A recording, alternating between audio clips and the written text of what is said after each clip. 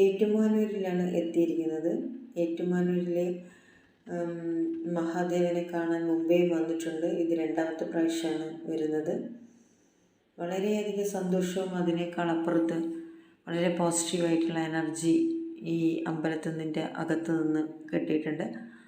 ആദ്യം ചുറ്റമ്പലത്തിൽ നിന്ന് അകത്ത് കയറി വീണ്ടും പ്രദക്ഷിണമൊക്കെ വെച്ച് അവിടെ നിന്ന് ഇറങ്ങാനേ തോന്നിയിട്ടില്ല. ഒരു 2-3 പ്രദക്ഷിണമൊക്കെ കഴിഞ്ഞ് അവിടെ കുറച്ചിരുന്ന് വീണ്ടും ചുറ്റമ്പലത്തിലേക്ക് വന്ന് വീണ്ടും അകത്തേക്ക് കയറി. അത്രയധികം എന്താ പറയുക, പോസിറ്റീവായിട്ടുള്ള ഒരു ചൈതന്യം, മഹാദേവൻ്റെ ചൈതന്യം ഉള്ളിൽ തട്ടിയിട്ട് അവിടെ നിന്ന് മടങ്ങാൻ വരെ തോന്നാത്തൊരവസ്ഥയാണ്.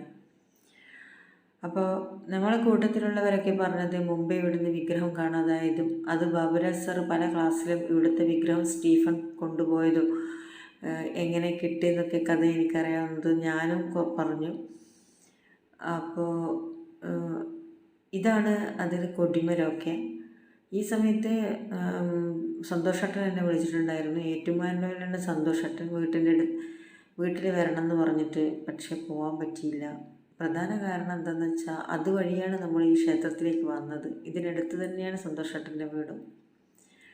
അപ്പോൾ വീട് എടുത്തു തരാനൊന്നും ആരുമില്ല. ഞാൻ തന്നെ പരമാവധി വീഡിയോ എടുക്കൽ തന്നെ. അപ്പോൾ ചുറ്റുവിളക്കുണ്ട്. ചുറ്റുവിളക്കിന് ക്ഷേത്രത്തിൻ്റെ ഭാരവാഹികളൊക്കെ കൂടിയിട്ടിങ്ങനെ ചുറ്റുവിളക്ക് കത്തിക്കുന്നുണ്ട്. കൂട്ടത്തിൽ ഞാനും കൂടി. അങ്ങനെ അവിടെ നിന്ന് കിട്ടിയൊരു കുട്ടിയെ ഞങ്ങളെ കൂട്ടത്തിലുള്ളവർ തന്നെ വീഡിയോ എടുപ്പിച്ചു. അപ്പോൾ ഇത് മുഴുവനും കത്തിക്കണമെന്നൊക്കെ ഉണ്ടായിരുന്നു. പക്ഷെ ടൈം ഇല്ലാത്തത് കൊണ്ട് വേഗം തന്നെ മടങ്ങേണ്ടി വരുന്നു. പിന്നെ ഇതിൻ്റെ സമീപത്ത് തന്നെയാണ് ശ്രീകൃഷ്ണ ക്ഷേത്രം. ശ്രീകൃഷ്ണ ക്ഷേത്രത്തിൻ്റെ അകത്തും കയറി. അതും മറക്കാൻ പറ്റാത്തൊരനുഭവം തന്നെയാണ്. പിന്നെ ഞാൻ പറഞ്ഞ ഈ ചുറ്റമ്പലം, അത് അത്ര പ്രാവശ്യം ചുറ്റൽ തന്നെ അത്രയധികം ആനന്ദം തന്നിട്ടുണ്ട്. പിന്നെ ഞങ്ങളെ കൂട്ടത്തിലുള്ളവരും എല്ലാം ഇതേ അനുഭവം തന്നെ അവർ ബസ്സിൻ്റെ അടുത്തെത്തിയാലും പറഞ്ഞ്. പിന്നെ സന്തോഷേട്ടൻ്റെ വീട്ടിൽ പോകാൻ പറ്റാത്തതിൻ്റെ സങ്കടവും ഉണ്ടായിരുന്നു.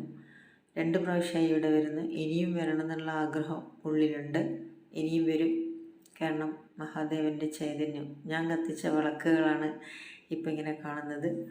അപ്പോൾ കത്തിക്കുമ്പോഴുണ്ടാകുന്ന ആനന്ദവും കത്തിച്ച ശേഷം നിങ്ങളെ കാണിക്കുമ്പോഴുണ്ടാകുന്ന ഒരു പോസിറ്റീവ് എനർജി ഞാൻ നിങ്ങളുമായിട്ട് പങ്കുവെക്കുകയാണ്. അപ്പോൾ ഏറ്റുമാനൂർ ശിവക്ഷേത്രത്തിൽ നിന്ന് ശ്രീകൃഷ്ണ ക്ഷേത്രം, അവിടെ ഇപ്പം താമരയാണ് പ്രധാന വഴിപാട്. ശേഷം ഏറ്റുമാനൂരിൽ നിന്ന് മടങ്ങി വളരെയധികം സന്തോഷത്തോടെ.